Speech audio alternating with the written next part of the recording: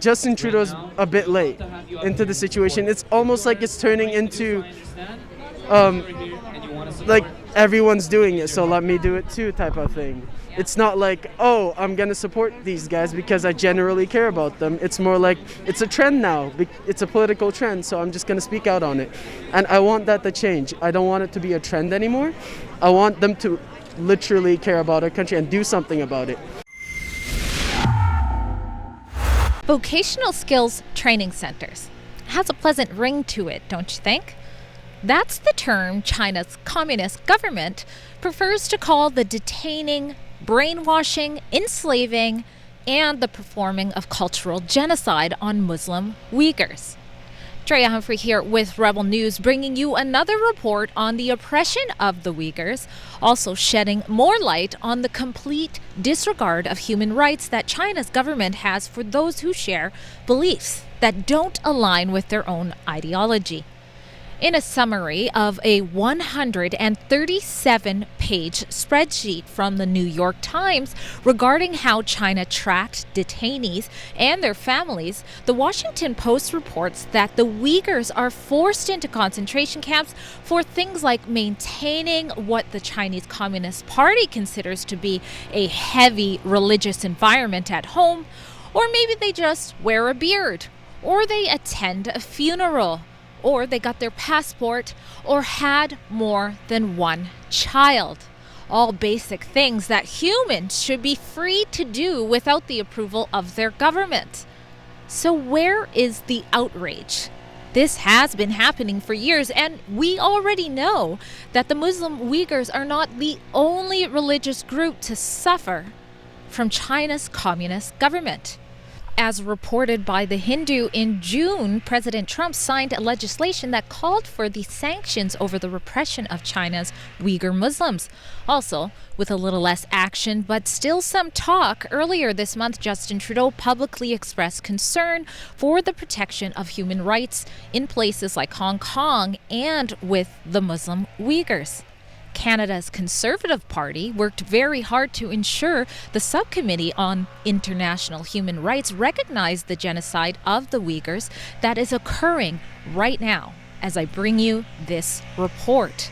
According to the CBC, a spokesperson for the Chinese Foreign Ministry, in response to such recognition, said that this so-called genocide is a rumor and a farce fabricated by some anti-Chinese forces to slander China. But we've seen the footage, and Rebel News is here to help amplify the voices of those who know just how real the genocide of the Muslim Uyghurs is.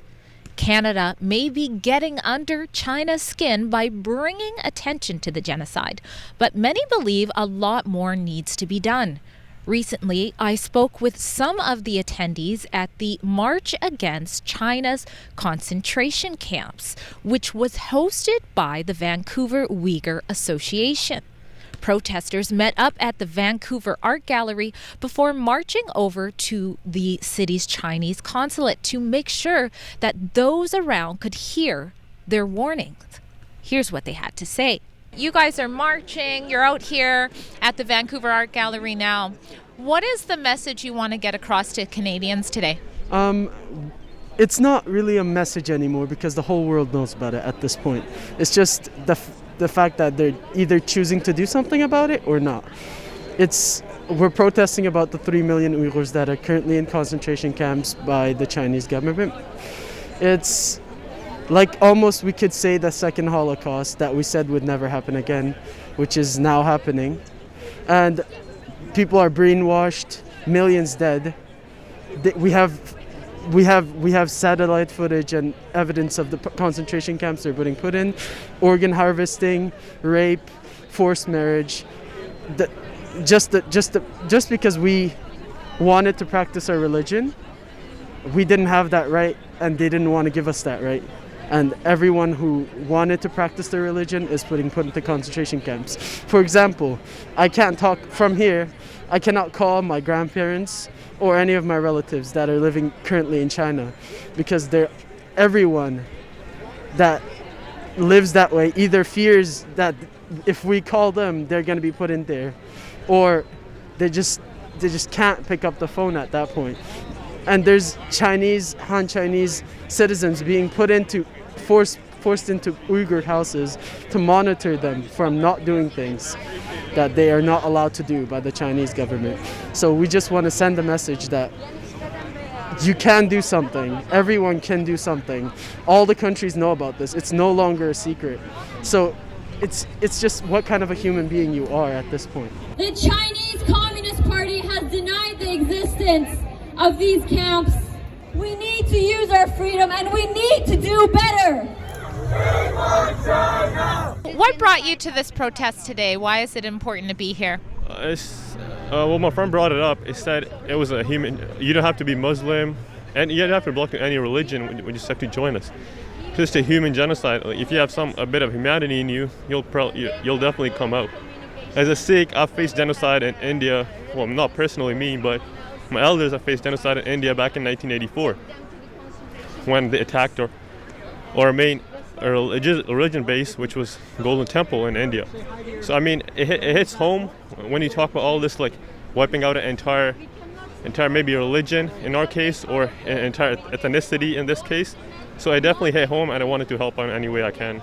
Now, are you a Uyghur? No, I'm not Uyghur at all. I'm actually Jewish. And I'm here in part because I think that one of the stories of Jewish history is standing up against the tyrant. And I think the tyrant of our modern time is the CCP. And I see a lot of correlation between what's happened with the Jewish people in the 20th century to how everyone kind of let the Jews die in Europe in a lot of ways. Like there was a lot of Polish resistance fighters and a lot of people who made it out of the concentration camps in Europe. And America and all these entities knew what was going on, but nothing really happened and Jews died. And that's right now what's happening in Western China with the Uyghur people. We have the satellite imagery, we have leaks from the CCP and everything, and we know what's going on. And much of the world and much of the governments is silent because of this. And I think it's at least my part to do as much as I can, despite how powerless I am, to at least bring attention to this forefront issue, which, keeping in mind that the Uyghur people is the largest ethno-religious internment since the Jewish people. So if all of the countries have been made aware about this, why do you think there's such a drastic difference in support between, the outrage over George Floyd's death and this genocide that's happening to the Uyghur people? I think the difference between the George Floyd situation and our situation is the George Floyd situation was more individual, and individuals could come up and make a difference. This one is more political. And a lot of countries are scared of China because of their political situation and their political deals with China. So if a country that is currently weaker than China were to speak out on him, they would just pull out all the facts and debts they had in the past, and they wouldn't be able to speak out. So it's just fear that the countries are choosing money over human rights. Now, why do you think there isn't a whole, hundreds or even thousands of Canadians concerned about this genocide? I think it mainly has to do with the fact that, in a way, we're taking on China. No one wants to take that fight. This is a prime example of David and Goliath in recent history, because China has their roots in pretty much every country. Every country is almost in debt to China. If you take away our trade from China, that'll cut our GDP maybe in half. So I think that goes for 90% of the countries. That's why no one wants to speak on this situation. So do you think we can make a difference, or is it just too hard since it's against China? I definitely think we can. United we stand, divided we fall. That's probably a message I would bring up here. If we bring it to more people's attention, I'll definitely hit home with China, I'll say. As I like to say, it's not about the number, it's about the quality of people. Also, I know it's a danger for a lot of Uyghur people to actually speak up about this because they might face reprisals back home in China as well. So for me, it's relatively safe, and that's why I'm here. So what would you like to see happen from Justin Trudeau and the Liberal government? I'm sure that Justin Trudeau has spoke out about it a few days ago, actually. Donald Trump spoke out about it as well. Yeah, for sure. It's just Justin Trudeau's a bit late into the situation. It's almost like it's turning into like everyone's doing it, so let me do it too type of thing. It's not like, oh, I'm gonna support these guys because I generally care about them. It's more like it's a trend now.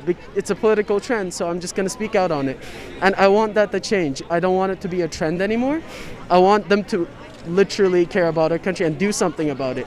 Actions speak louder than words. Again, saying something about it and then not living up to those words are something that a lot of the countries are doing, actually. Not accepting any sort of like blood money from China, but I think that China has subverted so much of our democracy and our way of life that we're putting money ahead of morality. I like to give the example that we're basically doing business with Nazi Germany, with Volkswagen in the 1930s. I don't think that's too different with a lot what's going on right now, and it is what it is. There's some money talks, and unfortunately that's what it is right now. I would like to say to all Canadians, and I am Canadian too, and because Canadian is a really always stand up human rights, and they always freedom lover people, and I would like to tell them as a boycott China. Whatever it's made in China, we have to stop to buy it. Instead, we have to buy made in Canada, and we can attribute our work, our economic to our big Canadian economy.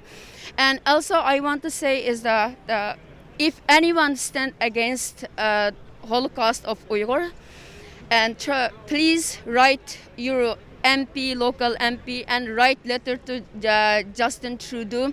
Ask our Canadian government stand up and against Chinese government torture, oppression to Uyghur people, because no one deserves genocide.